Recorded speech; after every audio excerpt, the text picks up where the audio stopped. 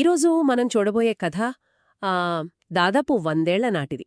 కాని ఇప్పటికీ ఎన్నో కుటుంబాల్లో జరిగే గొడవలకు ఇది అద్దం పడుతుంది. నిజమే. ఇద్దరు అన్నదమ్ములు, మాధవప్రసాద్ మరియు ఉమ్రావులాల్. కలిసి వ్యాపారం చేశారు, కలిసి సంపాదించారు. అంతా బానే ఉంది, కానీ ఆ ఆస్తి ఎవరిది అనే ప్రశ్నొచ్చినప్పుడు ఆ కథ సుప్రీంకోర్టు వరకు వెళ్ళింది. అవును, అసలు సమస్య అదే. అసలీ గొడవ ఎక్కడ మొదలైందంటారు? ఈ కథలో గొడవకు కారణం హిందూ చట్టంలోని ఒక చాలా ముఖ్యమైన సూక్ష్మభేదం. చాలామంది ఏమనుకుంటారంటే ఉమ్మడి కుటుంబం అంటే జాయింట్ ఫ్యామిలీ. సరిగ్గా జాయింట్ ఫ్యామిలీ అంటే వాళ్ళ ఆస్తి కూడా ఉమ్మడిదే, అంటే జాయింట్ ప్రాపర్టీ అని అనుకుంటారు. అవును, సహజంగా అలాగే అనుకుంటారు కదా. కాని చట్టం అలా చూడదు. కుటుంబ సభ్యులు కలిసి ఉండటం వేరు, వారి ఆస్తులు చట్టపరంగా ఉమ్మడిగా ఉండటం వేరు. భగవత్ చరణ్ వర్సెస్ పురుషోత్తం కేసులో సుప్రీంకోర్టు సరిగ్గా ఈ తేడానే స్పష్టంగా వివరించింది. సరే, అయితే కథలోకి వెళ్దాం. మాధవప్రసాద్ ఒక ధాన్యం వ్యాపారం మొదలుపెట్టాడు. అవును. కొన్నాళ్లకి అతని తమ్ముడు ఉమ్రావులాల్ కూడా కలిశాడు. కొన్ని దశాబ్దాలు గడిచాయి. అప్పుడు ఉమ్రావులాల్ మనవడు భగవత్ శరణ్ కోర్టుకెళ్లాడు.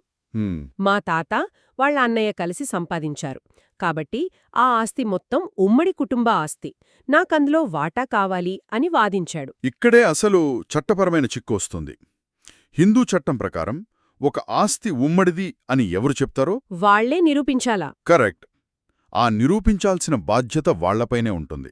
ఆ ఆస్తిని కొనడానికి వాళ్ల తాతల కాలం నాటి ఉమ్మడి డబ్బుని, అంటే పూర్వీకుల నిధి లేదా యాన్సెస్ట్రల్ న్యూక్లియస్ని వాడారని వాళ్ళు నిరూపించాలి. ఓ, అంటే ఏదైనా పాత ఆస్తి అమ్మిన డబ్బుతో ఈ వ్యాపారం పెట్టారని చూపించాలన్నమాట. సరిగ్గా. అప్పుడది ఉమ్మడి ఆస్తి అవుతుంది.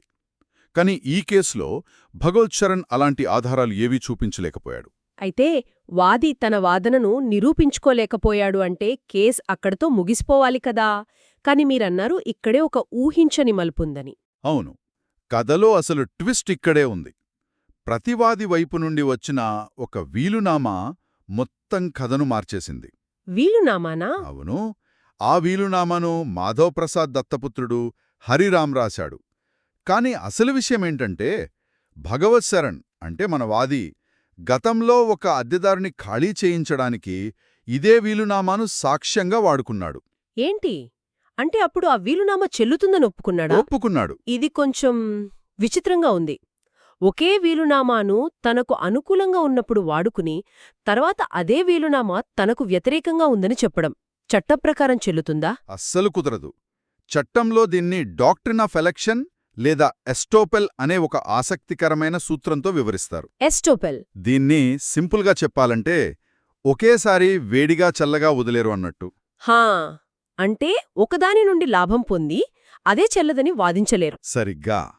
ఒక పత్రం వల్ల మీకు లాభం జరిగిందని ఒప్పుకున్నాక మళ్లీ అదే పత్రం చెల్లదని మీరు వాదించలేరు. మీరు ఏదో ఒక దారినే ఎంచుకోవాలి. రెండు పడవల మీద కాళ్లు పెట్టలేరు. కోర్టు ఇదే సూత్రాన్ని ఉపయోగించి భగవత్ శరణ్ వాదనను కొట్టివేసింది. అవును, ఇది మన నిజ జీవితంలో కూడా చూస్తుంటాం. అవసరానికి ఒకలా ఆ తర్వాత మరోలా మాట్లాడితే చట్టానికి కూడా నచ్చదన్మాట. నచ్చదు.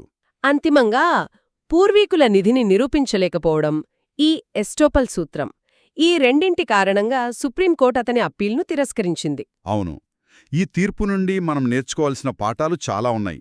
ముఖ్యంగా సాధారణ పౌరులకు చెప్పేదేంటంటే చెప్పండి. కేవలం దశాబ్దాలుగా ఒకే ఇంట్లో ఉంటూ ఒకే వ్యాపారం చేసినంత మాత్రాన ఆస్తి చట్టప్రకారం ఉమ్మడిది అయిపోదు.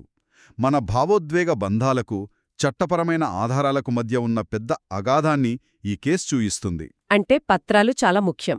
చాలా చాలా ముఖ్యం. మరి న్యాయవాదులకు ఈ కేసు ద్వారా అందే సందేశమేంటి?